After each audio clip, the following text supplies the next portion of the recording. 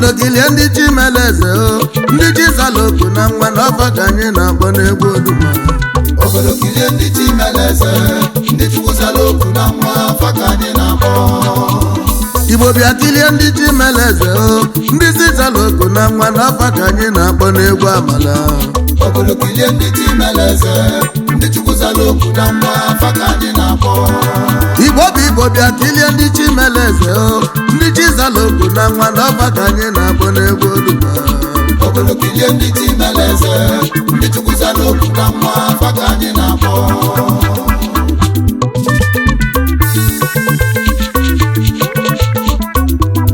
ụmụ Igbo na-abịa m ọzọ nke onye chili nya zelu akala ka ụwa bụ ọgbọ nje ọkwa ọbịa m n'uche kwuo ya n'ọnụ na chi ọ bụ na ga-adị mma n'elu ụwa ọ na-ebido mbọsị izizi ụtụtụ ka eji ama afịa azụla azụ onye ụbịam ọ nazọ ma ọkachi ya ukwu gọzie gị n'elu ụwa ọ ga-alọte ndị so gị n'azụwo maka ibi gịnị na o nwere onye ma ife chi ga-abụwo n'elu ụwa okwu ọma ka anyị na-ekwuru Chukwu o nwelu ndị bala ọgaranya na n'Igbo bụ anyị tata mana fada eme ngala ego chinyelu fafa ji ya enyela ụmụ ogbenye aka faji ya alụ ọlụ siri ike na ndị Igbo faji ya nọta ndị nọ n'ọrịa faji ego fanwelu na-atọ nnụdị nọ na-abụ dị n'ụwa ụmụ Igbo fa ka anyị na-ekwenyelu maka na ife dị mma maka ụnụ anụgo ife dị mma n'anya bụ nwanne Igbo bịa kilie ndị Chimeleze ndị Chizaloku na nwa n'ọfa ka anyị na-akpọ n'egwu Oduma obodo kilie ndị Chimeleze ndị Chukwuzaloku na nwa afa ka anyị na-akpọ asị na Igbo bịa kilie ndị Chimeleze ndị Chizaloku na nwa n'ọfa ka anyị na-akpọ n'egwu Amala obodo kilie ndị Chimeleze ndị Chukwuzaloku na nwa afa ka anyị na-akpọ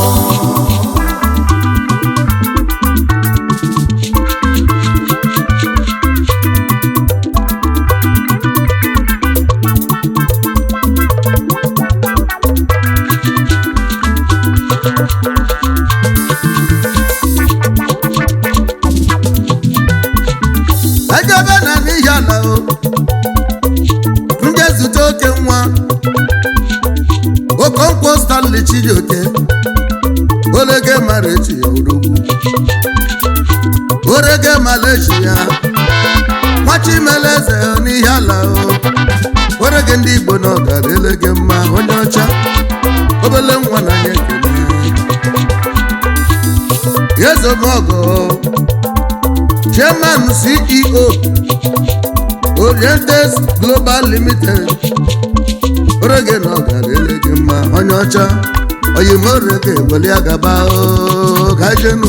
orege weli agaba nwa Chimeleze weli agaba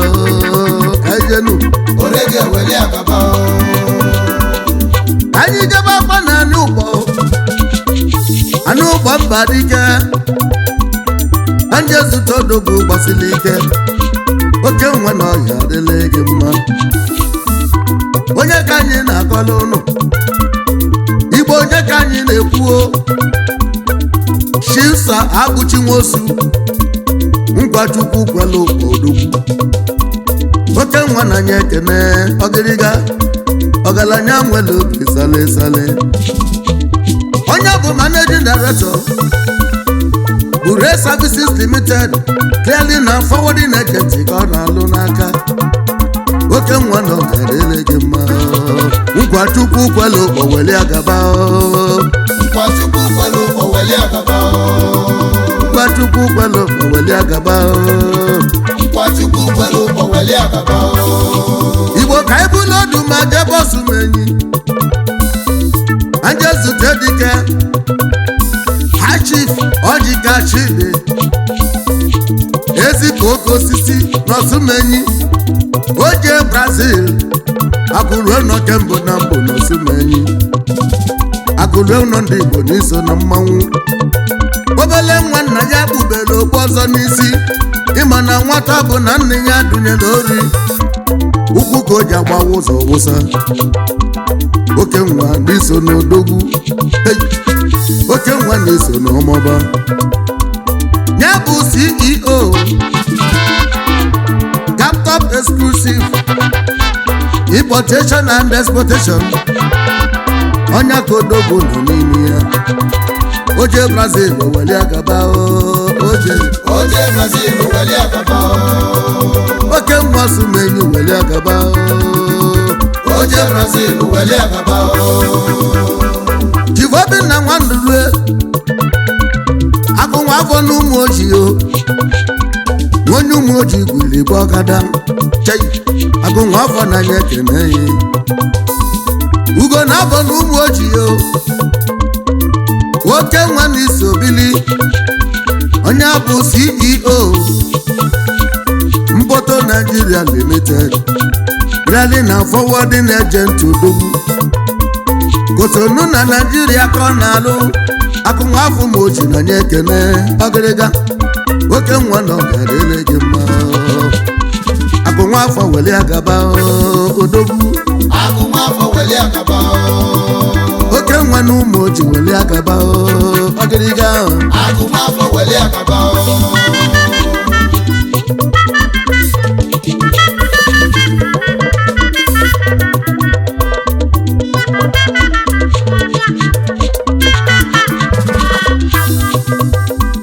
ejekwa kene ezoghị m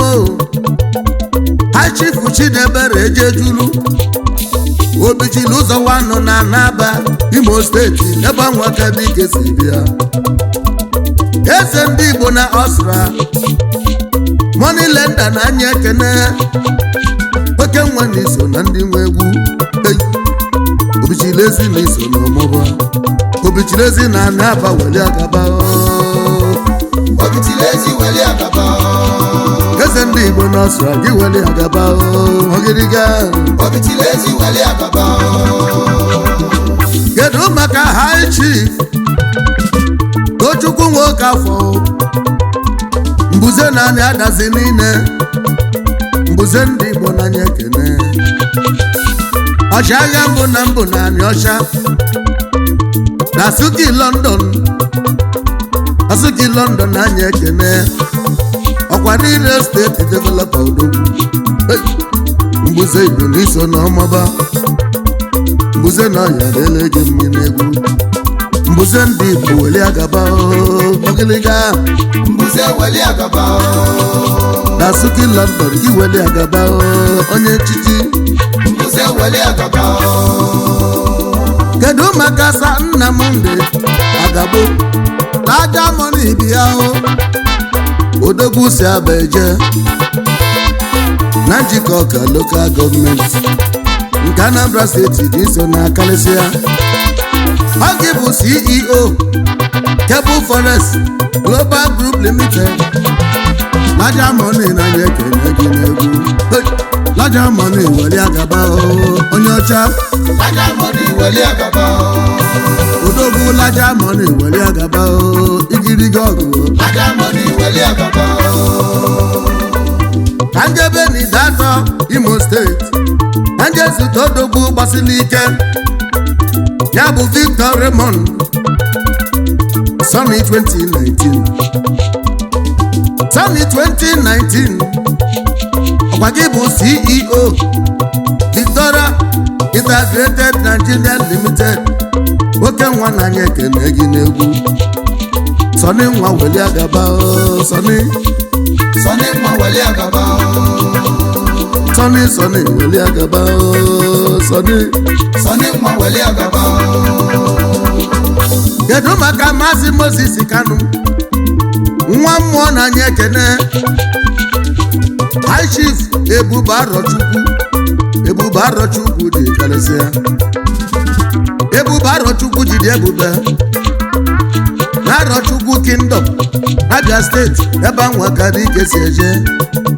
Ebube Arọchukwu na anya ekene gị n'egwu gị bụ CEO Kanusa Real Estate Investment Limited oke nwa na ọya dele gị n'egwu Ebube Arọchukwu weli agaba weli agaba Ebube Arochukwu weli agaba Ogiriga Ebube weli agaba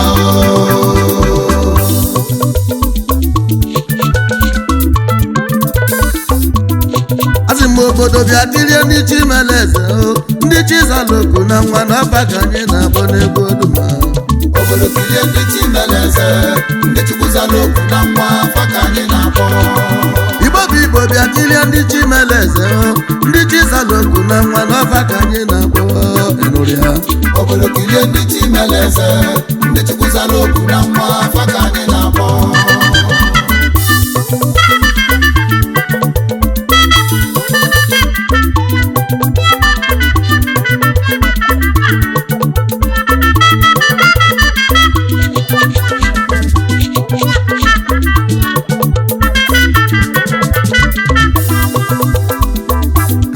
na-ekwe nnukwu mmadụ Chief Samson Abaka ọzọ Igbo ndụ wọdụ wide yo oke nwa na anyị ekele gị n'egwu na ihe Enugu steeti ka isi eje oke nwa mụrụ osu egbe oke nwa ihe ji wee karịa oke nwa na anyị ekele gị n'egwu onye bụ chairman Robaros International Foreign Exchange ya bụkwa CEO Bank Nation Trading Company ọzọ Igbo ndụ n'iso n'ọmụba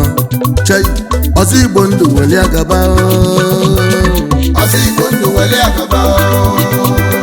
ọzọ Igbo ndụ weli agaba ọgịrịga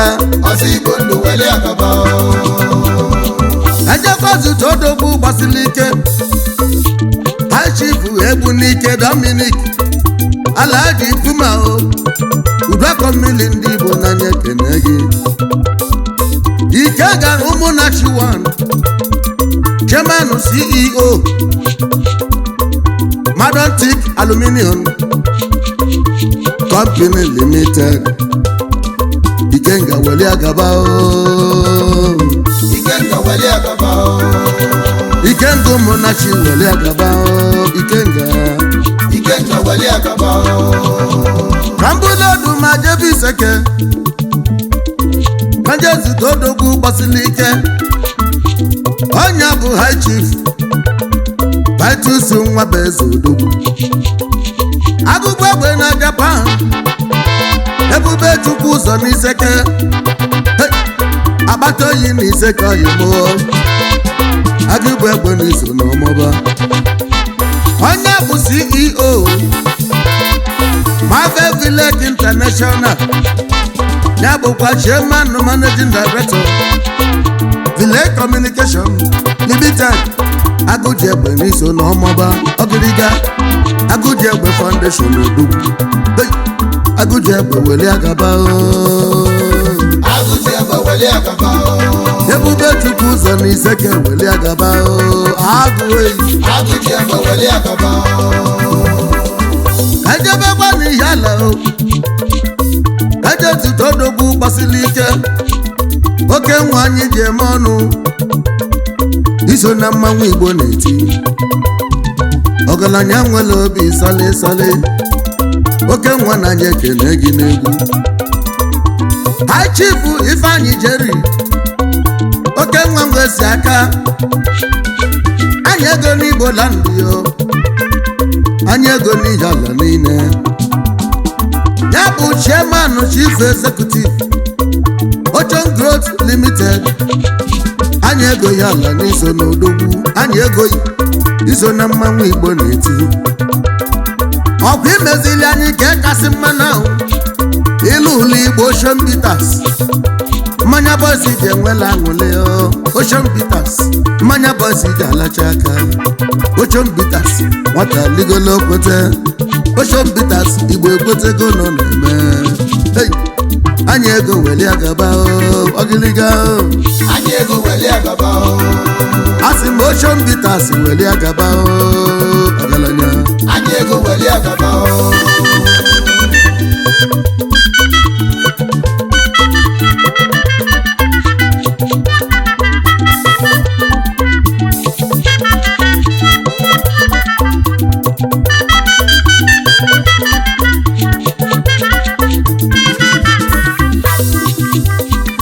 n'eze na odogwu Osumenyi Chika nwadị nnụ ego dị mkpa na Osumenyi ọkwa aka mụ na ọya dịle gị mma Chairman CEO Sote Hotel and Suites nke dị na Amu Ward of Fame Lagos State ebe boys na-eme mmemme ego dị mkpa na Osumenyi ọ bụla ọka Osumenyi ji gị wee karịsịa ego dị mkpa weli agaba ego dị mkpa weli agaba ngwa Sote Hotel weli agaba ego dị mkpa weli agaba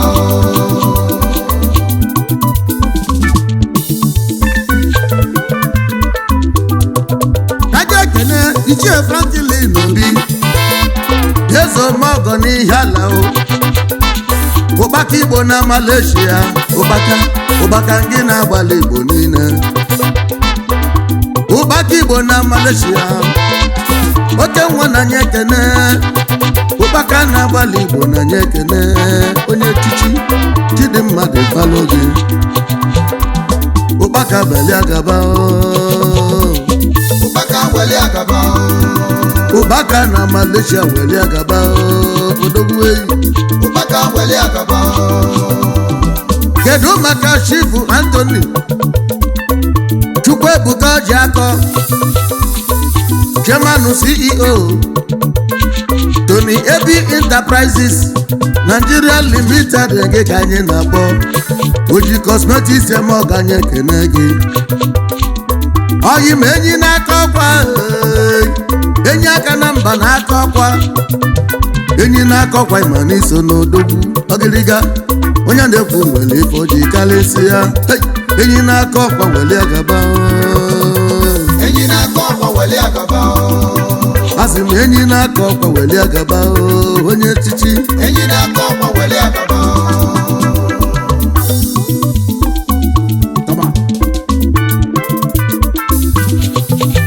Igbo ka anyị jebenu n'ọzọ obodo ejezute odogwu gbasili ike oke nwe ọzọ obodo ji bili nnekwu mmadụ bụ nnekwu alụsị Chisa n'ọsọ si igwe eze ama ndị ọgụ n'ọzọ obodo eze ama ndị ọgụ n'ọzọ obodo eze ama ndị ọgụ n'anya ekene gị n'egwu Sokomali Global Services Nigeria Limited odogwu ọnya bụkwa CEO ego nọ nso Nigeria Limited odogwu Best in Maritime Services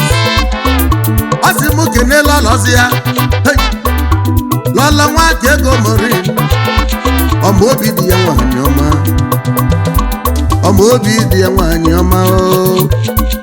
ezi nwanyị mala obi dị ya oge ga-asị n'oji ọgwụ anụ dị ya ezi nne na ọhịa dịle gị eze ma ndị ọgwụ weli agaba eze ma ndị ọgwụ weli agaba Sokomali nwazo bolo weli agaba jai eze ma ndị ọgwụ weli agaba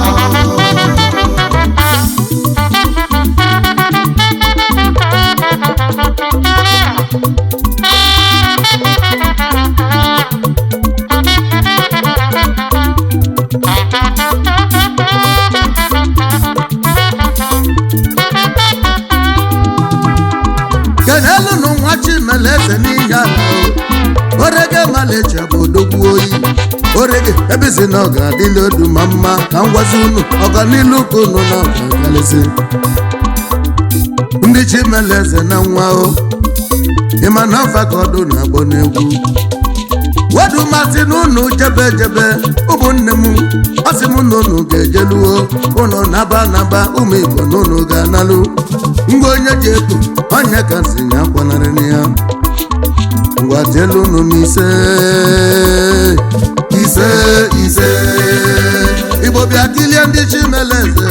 ndị Chizaloko na nwa n'ọfa ka anyị na-abụ n'ego duma obodo kilie ndị Chimeleze ndị Chizaloko na nwa n'ọfa ka anyị na-abụ asị m Igbo bịa kilie ndị Chimeleze ndị Chizaloko na nwa n'ọfa ka anyị na-abụ n'ego duma obodo kilie ndị Chimeleze ndị Chizaloko na nwa n'ọfa ka anyị na-abụ kilie ndị Chimeleze ndị Chizala obi na nwa n'ọba ka anyị na-akpọ n'egwu oduma obodo kilie ndị Chimeleze ndị Chukwuzala okwu na mma afa ka anyị na-akpọ obodo kilie ndị Chimeleze ndị Chukwuzala okwu na mma afa ka anyị na-akpọ